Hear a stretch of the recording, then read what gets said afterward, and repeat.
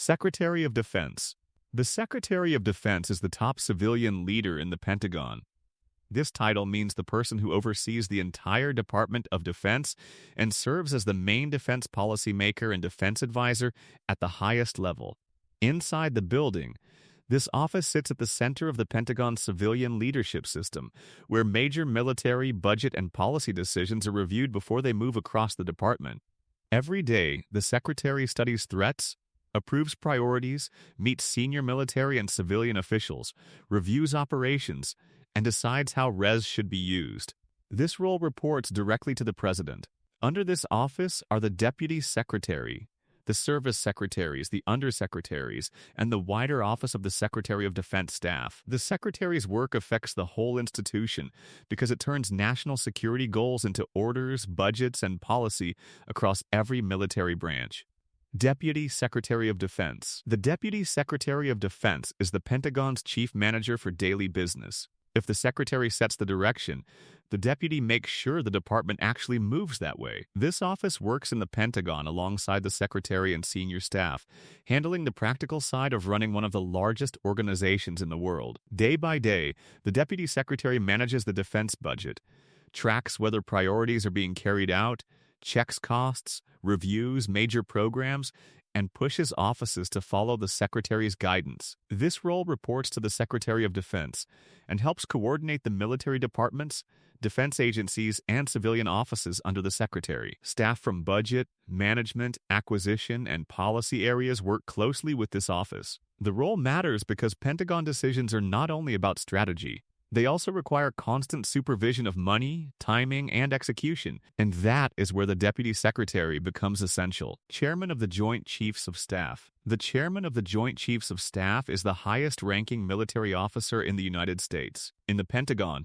this office sits at the top of the military advisory system, bringing together the views of all the armed services for the President, the Secretary of Defense, and the National Security Council. The title does not mean the chairman commands every force directly. It means this officer gives the main military advice at the national level. Every day, the chairman reviews operations, meets combatant commanders and service chiefs, studies military plans, and helps connect battlefield reality to Pentagon decisions. The chairman works closely with the Joint Staff, a large team inside the Pentagon that prepares briefings, options, and coordination across the services. This role reports within the national leadership system as the principal military advisor. The whole Pentagon depends on this office to turn many military voices into one clear professional judgment. Vice Chairman of the Joint Chiefs of Staff. The Vice Chairman of the Joint Chiefs of Staff is the second highest-ranking military officer in the country. This role works just below the chairman in the Pentagon's joint military structure and helps keep the joint system moving from day to day.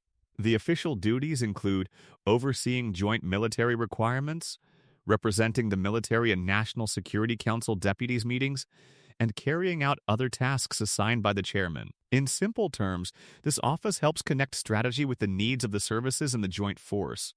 Each day, the vice chairman reviews capability gaps, looks at future military requirements, attends senior coordination meetings, and helps turn broad defense goals into practical military needs. This role works closely with the Joint Staff and reports through the chairman's system while serving the broader national security process. The vice chairman matters because the Pentagon must think across all services at once, not one branch at a time. Secretary of the Army. The Secretary of the Army is the top civilian leader of the Army. Inside the Pentagon, this office heads the civilian side of the Department of the Army and is responsible for the Army's operations, modernization, and reallocation.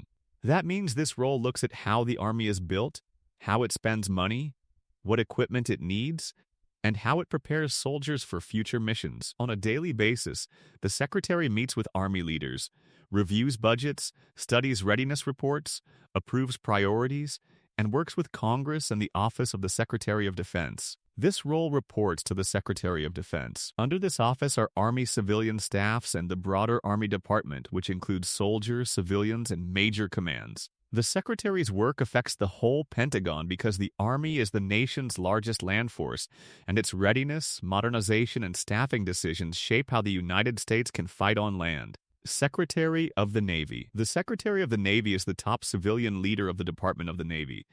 In Pentagon terms, this office oversees two uniformed services at once, the Navy and the Marine Corps. That makes it one of the broadest service secretary jobs in the building. The secretary is responsible for conducting all the affairs of the department, including recruiting, organizing, supplying, equipping, training, mobilizing, and demobilizing, while also overseeing ships, equipment, and facilities. Each day, this office reviews fleet readiness, shipbuilding, Marine Corps needs, training standards, budgets, and personnel issues. The Secretary reports to the Secretary of Defense.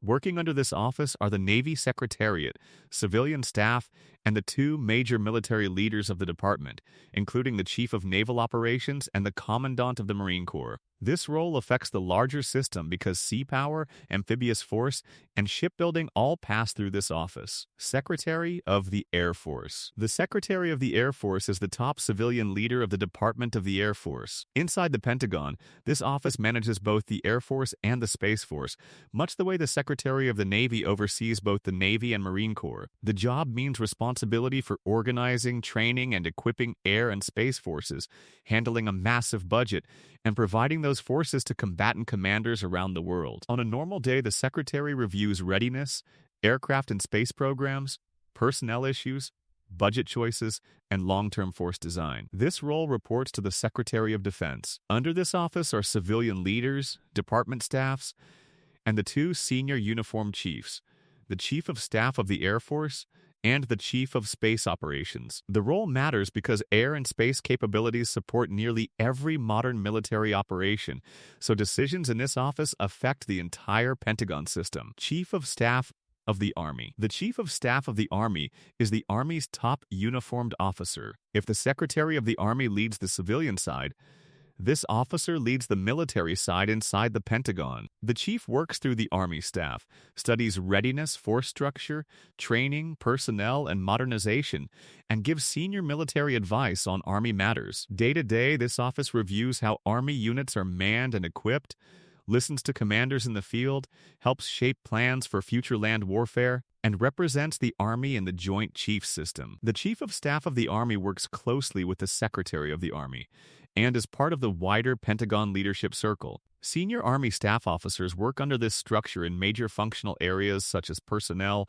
operations, intelligence, and logistics. This role affects the whole institution because it connects soldiers in the field to decisions made in the Pentagon and ensures the Army stays ready for national missions. Chief of Naval Operations. The Chief of Naval Operations is the Navy's top uniformed officer. In the Pentagon, the CNO speaks for the Navy's operational and readiness needs at the highest level. This job is centered on the fleet, ships, submarines, sailors, naval aviation, and the systems that keep them prepared for war and deterrence. On a normal day, the CNO reviews fleet readiness, force posture, training, maintenance, modernization, and global naval demands. The CNO works closely with the Secretary of the Navy, who leads the civilian side and also serves in the Joint Chiefs system to advise national leaders on military matters. Officers and civilians on the Navy staff support this office with planning, operations, and rework. The role affects the larger Pentagon because naval power is global by nature.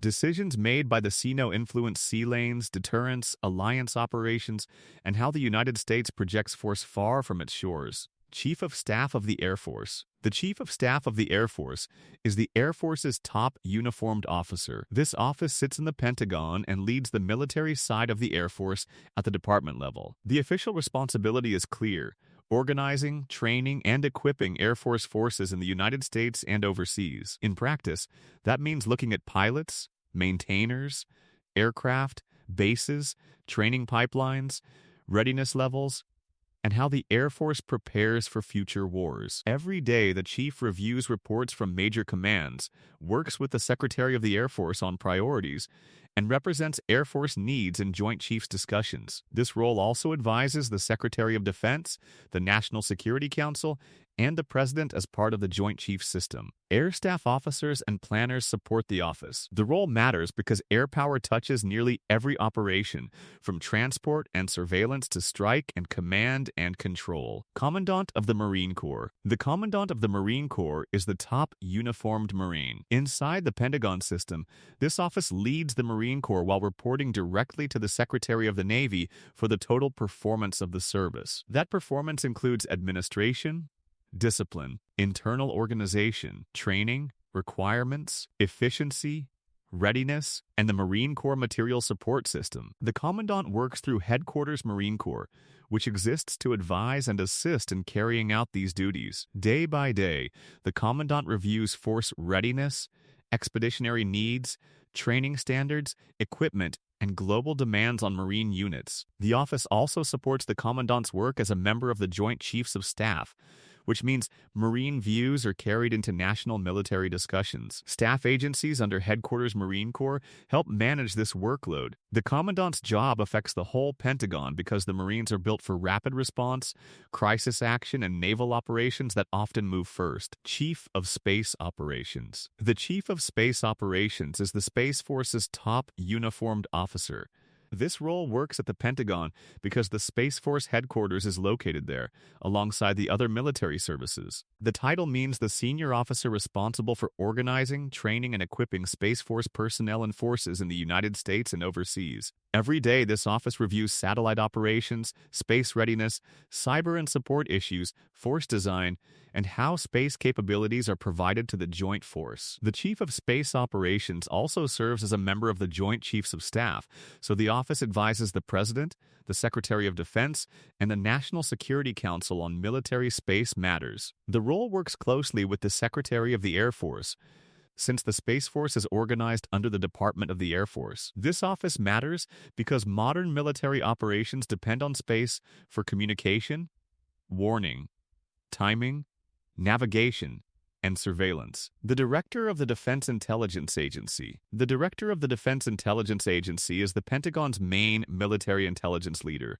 While DIA is a large global agency beyond one office corridor, the director's work is closely tied to Pentagon decision-making and secure defense briefings. The director is the principal advisor to the Secretary of Defense and the chairman of the Joint Chiefs of Staff on military intelligence matters. This role also chairs the Military Intelligence Board, which helps coordinate the defense intelligence community. On a daily basis, the director reviews information on foreign militaries, supports war planning, monitors crises, and makes sure combatant commands and senior leaders receive usable intelligence. A large DIA workforce supports this mission across analysis, operations, collection, and coordination. The role matters because Pentagon leaders cannot make sound military decisions without knowing what foreign forces can do, what threats are growing, and where risks are changing. This office gives the building that picture. Under Secretary of Defense for Policy. The Under Secretary of Defense for Policy is the Pentagon's senior civilian policy strategist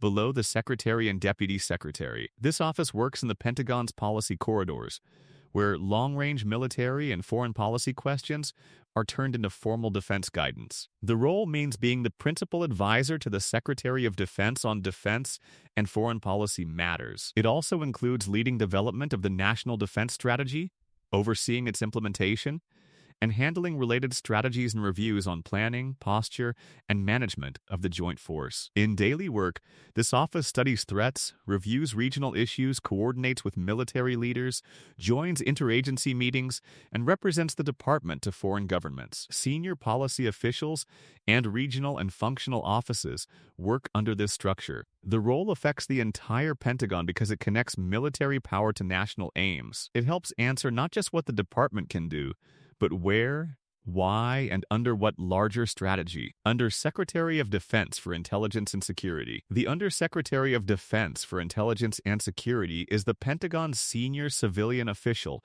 for intelligence, counterintelligence, and security matters. This office sits at the point where secret information, protective systems, and defense leadership meet. The job means serving as the principal advisor to the Secretary and Deputy Secretary of Defense on intelligence, counterintelligence, security, sensitive activities, and related matters. It also means exercising authority, direction, and control over defense intelligence and security organizations, including major components such as DIA, NSA, NGA, NRO, and DCSA. Day by day, this office reviews intelligence policy, security risks, oversight issues, and the performance of defense intelligence organizations. Staff from policy, oversight, and intelligence offices support the work.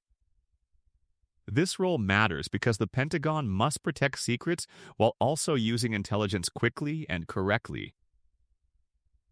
The Under Secretary helps make sure both things happen across the whole defense system.